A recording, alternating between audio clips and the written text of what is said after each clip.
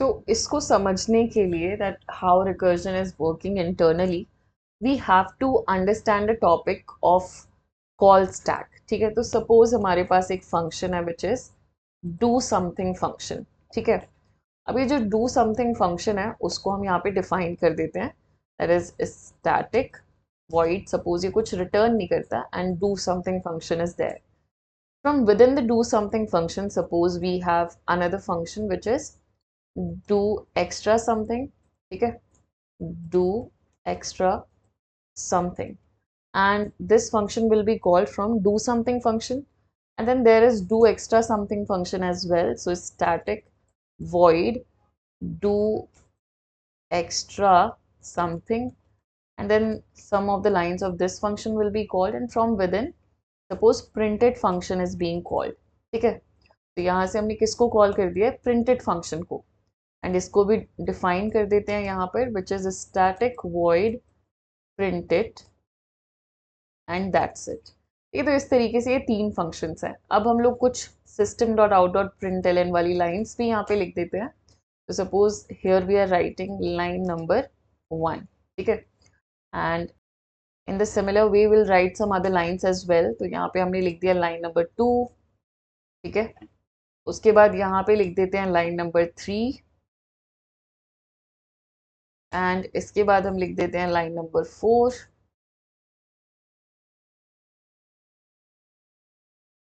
Then we have line number 5 and line number 6. Line number 5 is there and then line number 6 is also there. ठीक है, और printed के अंदर बस line number 7 को print करा देते हैं. That's it. So this is the last line which is line number 7. अच्छा, अब यहाँ पर एक और चीज़ समझते हैं कि अगर आप कोई पैरामीटर्स आपके फंक्शन के अंदर होते हैं तो they are also considered as local variable of that function. Right, तो यहाँ पे हमने इंट ए इक्वल्स टू 10 ले लिया है. This is a local variable. Suppose यहाँ पर भी हम लोगों ने एक इंट ए इक्वल्स टू 80 ले लिया है. So this is also local variable to do extra something. And then we have suppose int C and इसके अंदर हमने 800 डाल दिया. This is also local variable to printed function. And if suppose there is by any chance there is some sort of character ch which you are accepting as a parameter, जो कि suppose आप यहाँ से send कर रहे हो, तो ये ch भी as a local parameter count होता है. right, now we have to see कि भाई ये चल कैसे रहा है. so what's happening within the JVM, right, so we have to understand that as well. तो उसके लिए हम लोग वापस आ जाते हैं यहाँ पर व्हाइट बोर्ड के अंदर and let us have a program here. ठीक है, हम इस प्रोग्राम को समझना चाहते हैं that how it is working internally. So हर एक जो आपका प्रोग्राम होता है उसको चलाने के लिए आपको चाहिए होता है कॉल स्टैक. ठीक है, so we want to understand that how this call stack works. Right, so call stack basically main thread के थ्रू चलता है. दैट इज इसको चलाने का काम किसका होता है, इसको चलाने का काम होता है मेन थ्रेड का. और ये मेन थ्रेड किसने ओरिजिनेट कर रखा है, तो जेवीएम ने उसे इनिशिएट करा हुआ है, उसको क्रिएट किया हुआ है. राइट, तो अब सबसे पहला इस स्टैक के अंदर, this is basically a call stack, और इस कॉल स्टैक के अंदर सबसे पहला स्टैक फ्रेम जो आएगा, ठीक है, ये होगा मेन फंक्शन का स्टैक फ्रेम. ठीक है, ये वाला जो स्टैक फ्रेम है it belongs to main function.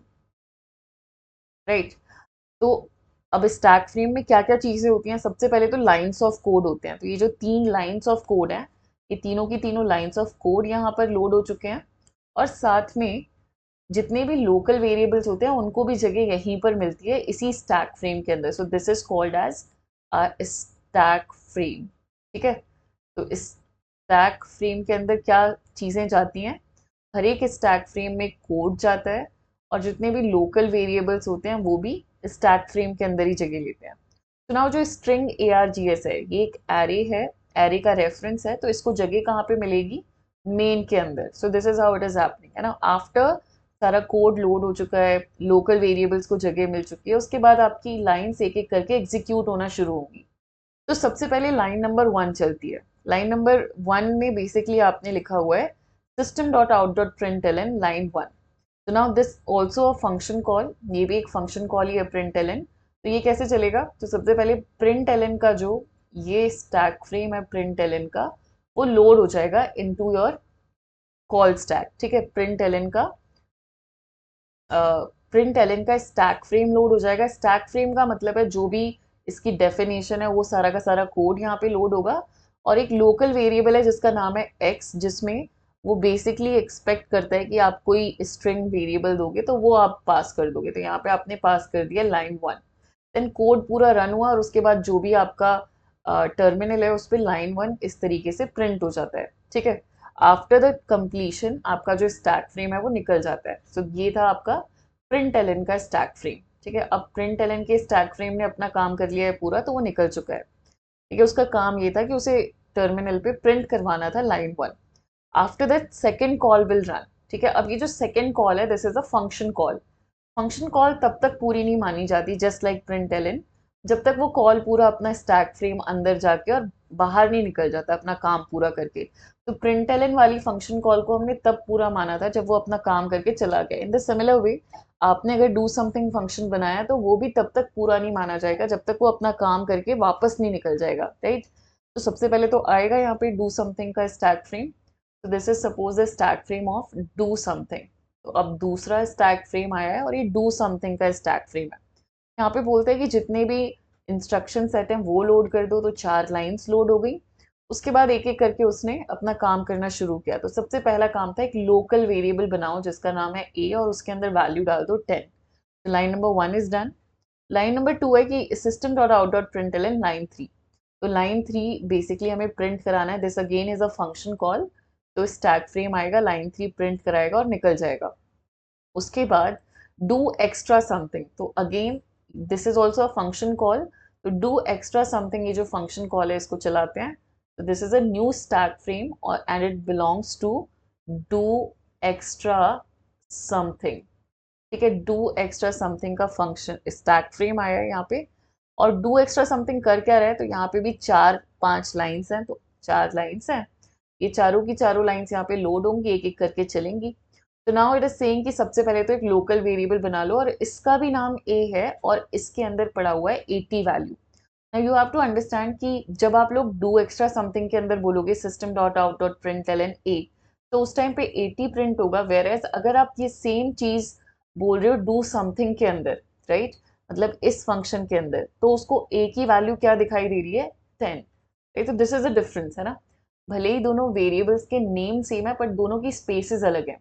तो अगर उसे इस फंक्शन के अंदर कॉल करोगे तो उसको 80 दिखेगा, वेरेज अगर आप ए को इस फंक्शन के अंदर कॉल करोगे तो उसे 10 दिखेगा, क्योंकि दोनों के अपने अपने लोकल वेरिएबल्स हैं भले ही उनका नाम सेम है। तो this is how line number 1 is done. Line number 2 again एक फंक्शन कॉल है प्रिंट एलन को। तो फंक्शन का स्टैक फ्रेम आएगा, लाइन 5 यहाँ पे प्रिंट कराएगा और निकल जाएगा। उसके बाद प्रिंटेड को कॉल किया गया है लाइन नंबर 3 में। सो प्रिंटेड का स्टैक फ्रेम आएगा। Stack frame is nothing but code plus जितने भी लोकल वेरिएबल्स रजिस्टर्स वगैरह की जो भी चीज़ें होती हैं, information about that particular function call है ना, वो इसके अंदर मेंटेन रहती हैं। तो प्रिंटेड फंक्शन यहाँ पे आया, उसके अंदर 2 लाइन्स ऑफ कोड आई हैं।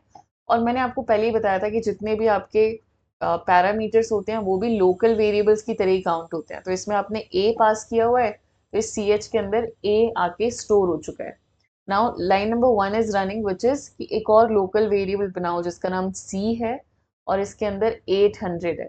And then the second line है system dot out dot print L N line 7। तो यहाँ पे लाइन 7 प्रिंट हो गया। आफ्टर दैट प्रिंटेड का काम जो है वो पूरा हो चुका है। तो आपको पता है जब काम पूरा हो जाता है तो आपका जो स्टैक फ्रेम होता है it goes out of the memory, है ना, वो मेमोरी के बाहर निकल जाता है। तो printed will go out of the memory. Now what will happen is कि इसकी लाइन नंबर 3 तक तो चल चुका था, अब लाइन नंबर 4 की बारी है। तो लाइन नंबर 4 क्या है, डू एक्स्ट्रा समथिंग का लाइन नंबर 4 है कि लाइन 6 प्रिंट करा दो। तो ये नीचे यहाँ पर लाइन 6 प्रिंट हो जाएगा। Afterwards this will also go out of the stack, क्योंकि जैसे ही लाइन्स खत्म हो जाती हैं, इंस्ट्रक्शन सेट खत्म हो जाता है, तो इम्प्लिसिटली ही वो रिटर्न कर जाता है। रिटर्न करने का मतलब होता है दैट इस पर्टिकुलर स्टैक फ्रेम को स्टैक से बाहर निकाल दो। तो will move it out of the stack, है ना। तो हमने इसे यहाँ से उठाया और स्टैक के बाहर निकाल दिया। डू एक्स्ट्रा समथिंग के जो लोकल वेरिएबल्स थे वो भी खत्म हो गए, उसका कोड भी निकल गया और वो सारी चीज़ें चल चुकी हैं। Then the next thing is do something. अब जो डू समथिंग फंक्शन था उसकी लाइन 3 जो है वो अब कंप्लीट हुई है। जो फंक्शन कॉल है वो तभी कंप्लीट माना जाता है जब वो अपना काम करके निकल जाता है. So now line number 3 is complete. और अब लाइन नंबर 4 चलेगी. लाइन नंबर 4 अगेन इज कि लाइन 4 प्रिंट करा दो. तो अब लाइन 4 प्रिंट हो जाएगा यहाँ पे. then again this function will also go out of the stack. ठीक है. so this function will also go out of the stack. now the last function that is there is main function. तो main function बोलता है कि यार मेरा line number 2 तो चल गया, लाइन नंबर 3 चला लेते हैं. लाइन नंबर 3 है, उसका लाइन 2 प्रिंट कराना है, तो लास्ट में लाइन 2 प्रिंट हो जाएगा. And this is the sequence of printing. So 1 3 5 7 6 4 2, right. And as soon as this main function के lines will also get completed, this will also go out of the stack. and at this moment you will say कि मेरा जो programme है वो completely चल चुका है. ठीक है. so this is how your call stack is also helping you in order to make sure कि आपकी सारी lines correct order में चले, right. तो how it is doing it with the help of that stack frame, क्योंकि stack frame not only code and local variables रखता है but it also maintains the information कि कितनी lines चल चुकी हैं, कौन सी line अभी execution के अंडर है, and all such of these kind of information it used to keep, right. so that's why call stack is very important while you're running any sort of program. अब हमें समझना है कि ठीक है, नॉर्मल कॉल्स में तो इस तरीके से चलता है, बट व्हाट हैपेंस जब कोई रिकर्सिव कॉल आती है. ठीक है. तो जो अभी हम लोगों ने प्रिंटेड वाला एग्जाम्पल देखा था उसी को हम फिर से समझते हैं, right, with the help of call stack. तो सपोज ये सारे फंक्शंस नहीं है, रादर बस एक प्रिंटेड फंक्शन है, राइट. और प्रिंटेड फंक्शन सपोज बोल रहा है कि भाई मुझे कॉल लगा दो विद वैल्यू 5. ठीक है. 5 का मतलब है कि 5 5 4 3 2 1 something like that you want to print, right.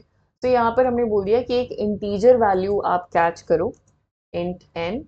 और इफ n की वैल्यू हो जाती है सपोज 2, तो आप रिटर्न कर देना. रिटर्न का मतलब होता है कि कॉल स्टैक से स्टैक फ्रेम को निकाल दो, राइट. तो रिटर्न कर देना. अगर n की वैल्यू 2 नहीं है then what do we have to do. तो हम बोल रहे हैं कि बस सिंपली n की वैल्यू को प्रिंट करा देना कि करंट n की वैल्यू है क्या, और उसके बाद प्रिंट इट को कॉल कर देना. ठीक है. प्रिंट इट को कॉल कर देना विद n+1. तो this is what we are saying, right. या फिर n-1, बिकॉज 5 से हम स्टार्ट कर रहे हैं. सो n-1 हम यहाँ पे कॉल कर देंगे. तो सबसे पहले 5 के लिए कॉल होगा, फिर 4 3 एंड 2 पर आके वो स्टॉप हो जाएगा.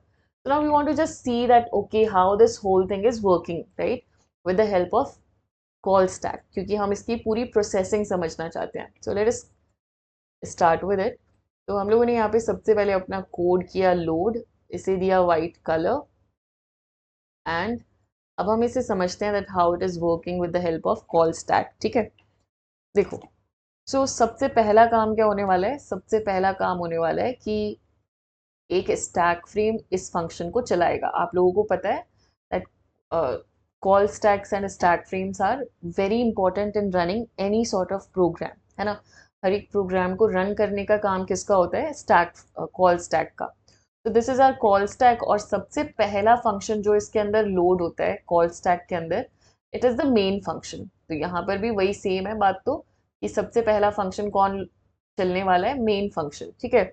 इस बार मेन फंक्शन के अंदर सिर्फ और सिर्फ एक ही इंस्ट्रक्शन है, दैट इज कि प्रिंट 5 को कॉल लगा दो. तो ये कॉल लग चुकी है ना. लोकल वेरिएबल था इसके पास एक args नाम का, जिसके अंदर अभी फिलहाल तो नल स्टोर्ड है, बिकॉज आपने कोई रन टाइम पे आर्ग्यूमेंट्स इसमें पास किए नहीं है. All right. सो प्रिंट 5 को यहाँ से कॉल लग गई. प्रिंट 5 का अब स्टैक फ्रेम लोड होगा, राइट. सो स्टैक फ्रेम क्या करता है, देखता है कि प्रिंटेड की, अच्छा ये प्रिंटेड 5 है ना. सो सबसे पहले वो देखता है कि अच्छा how many instructions are there. सबसे पहले तो इन इंस्ट्रक्शंस को लोड करना है. तो बोलता है कि इस बार मेरे पास है 4 इंस्ट्रक्शंस, 1 2 3 4, मतलब कितनी लाइन्स ऑफ कोड है, तो हम मान रहे हैं 4 लाइन ऑफ कोड है. ठीक है. उसके बाद बोलते हैं मेरे पास एक लोकल वेरिएबल है जिसका नाम है n. ठीक है. सो ये है इसका n वेरिएबल, और इस n के अंदर हम डाल के आ जाते हैं what ever the current value is which is 5, क्योंकि सबसे पहले जो इसे पास की गई है वैल्यू इट इज 5. तो 5 इसके अंदर आके लोड हो चुकी है. ठीक है. अब एक एक करके इंस्ट्रक्शन चलना शुरू होगा. तो सबसे पहले इसने चेक किया लाइन नंबर 1 विच इज कि क्या n की वैल्यू 2 है, एंड उसको आंसर मिला दैट नो, n की वैल्यू तो 5 है. अगर 5 है तो लाइन नंबर 2 तो वैसे भी नहीं चलने वाली क्योंकि वो ब्रैकेट के अंदर है. तो लाइन नंबर 3 चलती है. लाइन नंबर 3 है कि इसे प्रिंट करा दो, what ever the value of n is उसे प्रिंट करा दो. तो हमने टर्मिनल पे इसको प्रिंट करा दिया विच इज 5. और उसके बाद इसने बोला एक कॉल लगा दो प्रिंटेड को विद n-1। तो फिर से आपका एक फंक्शन कॉल हो गया यहाँ पे, ठीक है, फिर से सेम फंक्शन ही कॉल हुआ है which is printed. Same function call होने का बस ये मतलब होता है कि उसके इंस्ट्रक्शन सेट जो है वो सेम होने वाले हैं। ऑल राइट, तो प्रिंटेड को फिर से कॉल लग गया। इस बार जो n की वैल्यू इसमें पास हुई है, इस बार n की वैल्यू पास हुई है n-1। तो n की वैल्यू थी 5 विच इज 4 पास हो चुकी है n को, ठीक है, जब नेक्स्ट फंक्शन कॉल आई है। अब इंस्ट्रक्शन सेट तो सिमिलर है, तो यहाँ पे भी 4 इंस्ट्रक्शंस लोड हो चुकी हैं और फिर से स्टार्टिंग से चलना शुरू होगी। तो सबसे पहली इंस्ट्रक्शन है दैट इज कि क्या n की वैल्यू 2 है, और आंसर मिलता है दैट नो, n की वैल्यू तो 4 है। तो इंस्ट्रक्शन नंबर 2 फिर से नहीं चलेगा। इंस्ट्रक्शन नंबर 3 फिर से आपकी एक वैल्यू को प्रिंट कराने की इंस्ट्रक्शन है, तो यहाँ पे 4 प्रिंट हो जाएगा और उसके बाद प्रिंट इट n-1 को कॉल लग जाएगा फ्रॉम इंस्ट्रक्शन नंबर 4। तो यहाँ पे फिर से प्रिंटेड कॉल हुआ एंड उसको मेमोरी मिलेगी। सो यहाँ पर n के अंदर पास हो चुकी है वैल्यू 3, ठीक है। तो दिस इज योर n और इसके अंदर पास हो चुकी है value 3 and again 4 instructions are loaded that is 1 2 3 and 4। सबसे पहले चला कि क्या n की वैल्यू 2 है, दिस टाइम n की वैल्यू इज 3।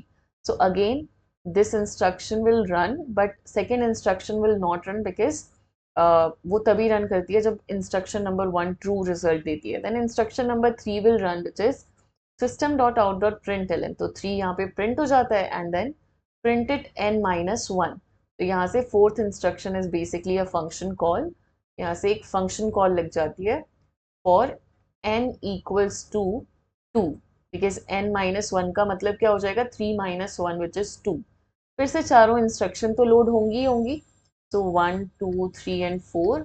फर्स्ट इंस्ट्रक्शन चलती है कि क्या n की वैल्यू 2 है, और आपको इस बार आंसर मिलता है that yes, for this particular stack frame n की वैल्यू एग्जैक्टली 2 है।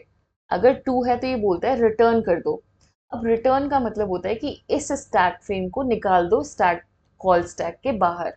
अब जैसे ही आप इसे कॉल स्टैक के बाहर अब निकाल रहे हो, तो ये जो प्रिंटेड वाली फंक्शन कॉल थी वो तो लग ही नहीं पाएगी। तो वेरी गुड फॉर अस, है ना, तो हम इसे यहाँ से निकालते हैं और ये फंक्शन कॉल अब नहीं लग पाएगी, ठीक है, this we have to remember. और 2 प्रिंट भी नहीं होगा क्योंकि ये वाली लाइन भी नहीं चलेगी, दैट इज system.out.println वाली लाइन भी नहीं चलेगी। तो nothing will be printed as well और ये वाला जो स्टैक फ्रेम है ये निकल जाएगा। इसके निकलने के बाद जो कंट्रोल है वो वापस n=3 वाले फंक्शन के पास आएगा और वो बोलेगा कि अब कौन सी इंस्ट्रक्शन बची है। अगर मान लीजिए यहाँ पे कोई 5th इंस्ट्रक्शन होती तो वो चलती, लेकिन अब जाके लाइन नंबर 4 हो चुकी है कंप्लीट और कोई 5th इंस्ट्रक्शन नहीं है।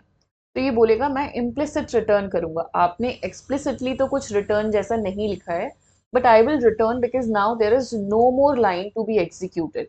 तो वो इसको निकाल देगा, दैट इज इसको स्टैक से निकाल देगा, इस पर्टिकुलर स्टैक फ्रेम को।